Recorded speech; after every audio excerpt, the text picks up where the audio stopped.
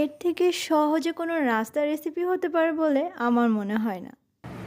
শুধুমাত্র আটা আর পেঁয়াজ কাঁচামরিচ দিয়ে যে এত সুস্বাদু নাস্তা ঝটপট বানিয়ে ফেলা যায়, আজকের এই ভিডিওটা না দেখলে আপনার হয়তো বিশ্বাসই হবে না।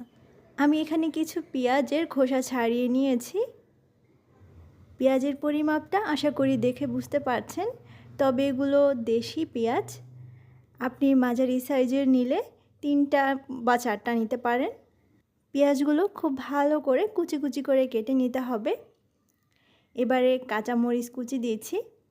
আমি এই 2টা উপকরণই দিচ্ছি, আপনি চাইলে কিন্তু বিভিন্ন রকমের সবজি এবং ধনেপাতাও দিতে পারেন।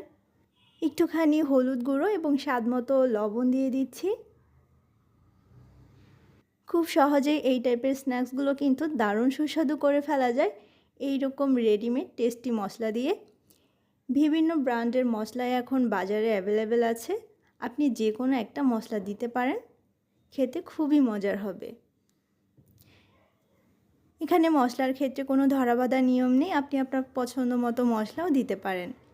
এবারে আমি 1 কাপের মতো আটা দিয়ে দিয়েছি, আপনি চাইলে ময়দাও দিতে পারেন। এবারে সব কিছু একটু মিশিয়ে নিতে হবে। তারপরে এতে যোগ করে দিচ্ছি নর্মাল তাপমাত্রার পানি। পানির পরিমাপটা অল্প অল্প করে দিয়ে মিশিয়ে নিব। বেশ আঠালো টাইপের নরম একটা ডোয়ের মতো তৈরি করে নিতে হবে। এই ডোটা কিন্তু শক্ত করা যাবে না, তাহলে কিন্তু নাস্তাগুলো শক্ত হয়ে যাবে। আমি শুধু পেঁয়াজ আর কাঁচামরিচ দিয়েছি, বিভিন্ন ধরনের সবজিও কিন্তু কুচি কুচি করে দিতে পারেন। ঝটপট বিকালের নাস্তায় চায়ের সঙ্গে চা হতে হতেই কিন্তু এই স্ন্যাক্সগুলো তৈরি করে নেওয়া যায়। এবারে ভাজার জন্য চুলাতে চলে যাচ্ছি। খুব ভালো করে তেল গরম করে নিতে হবে, তারপরে চুলার জালটা মাঝারিতে দিতে হবে। এবারে দেখতে পাচ্ছেন এইরকম গোল গোল করে দিয়ে দিচ্ছি। খুব সুন্দর শেপ হতে হবে এমন কোনো বিষয় নেই, হাত দিয়ে এরকম গোলা গোলা করে দিচ্ছি, অনেকটা বড়া পিঠের মতো।